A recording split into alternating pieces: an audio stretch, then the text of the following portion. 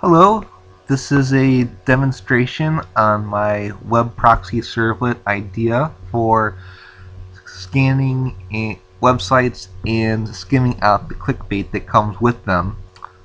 For today's demonstration, I'm going to be using a web page from nydailynews.com. Let me just show you.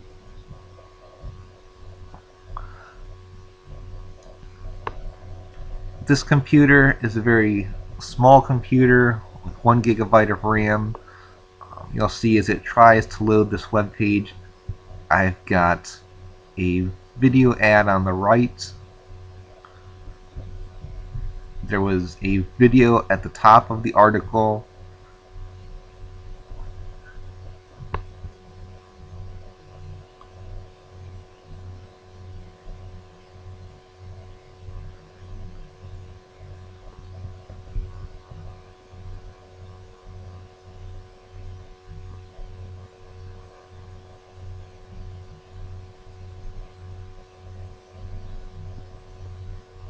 Alright.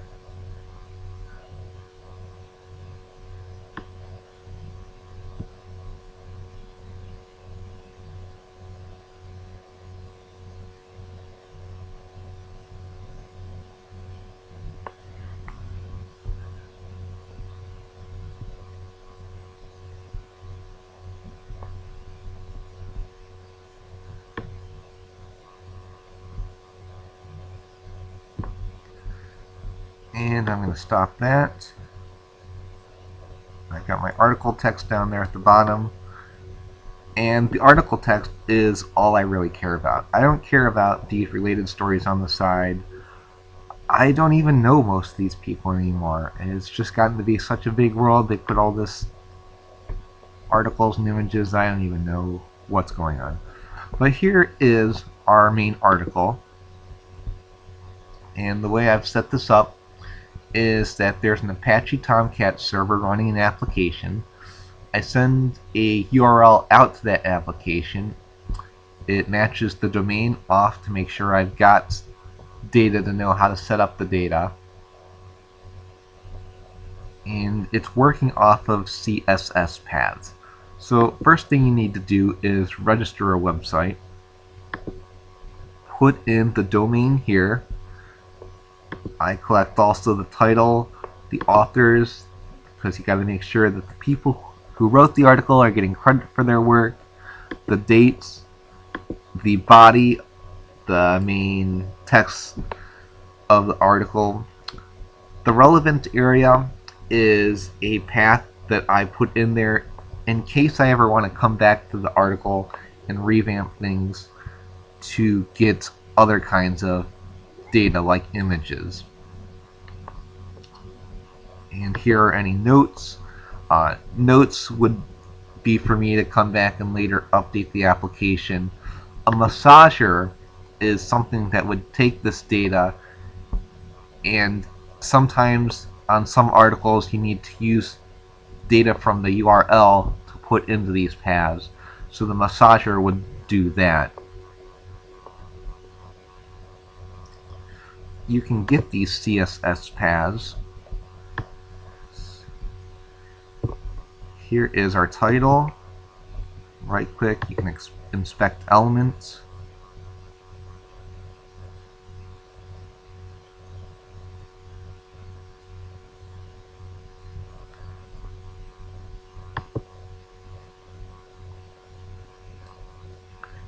Here is the CSS path that Firefox came up with.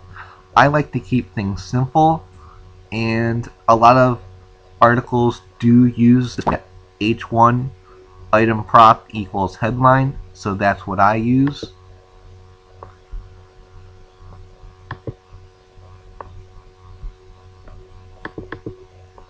Peter Bott is the author.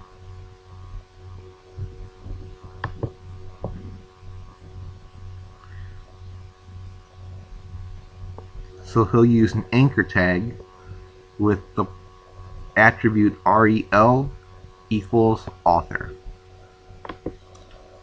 So that's how you get these CSS paths. For the article text, its p tags underneath the article tag. So now I'm going to test that out.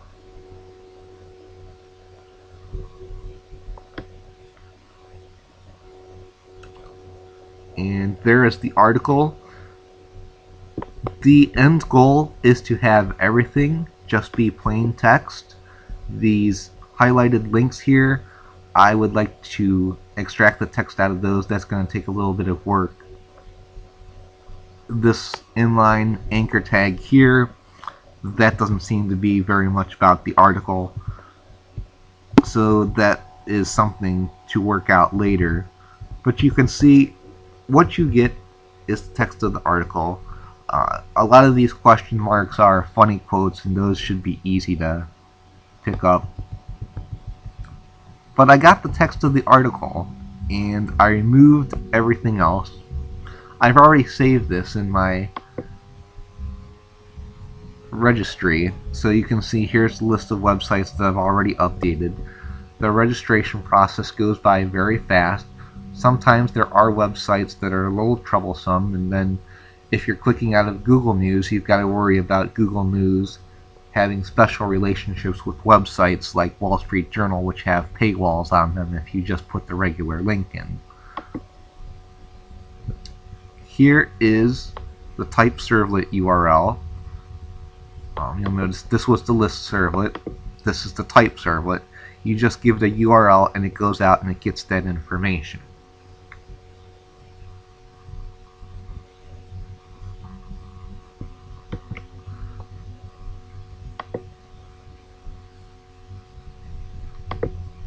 So let's do a demonstration on what it takes to get this down from the network.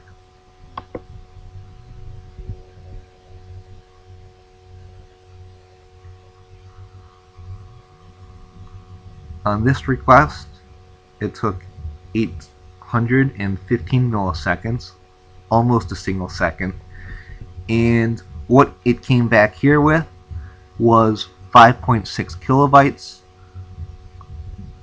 I'm not sure. At the server, it has to download the full HTML of the page in order to get that information, so I'm not sure what size that was.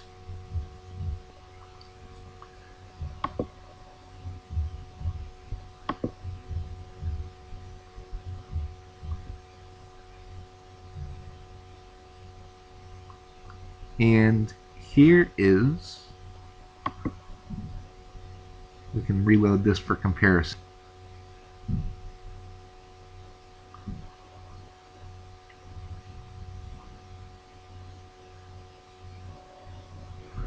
And you can see all that garbage that loads in the background, especially Outbrain. Outbrain is notorious for generating clickbaits.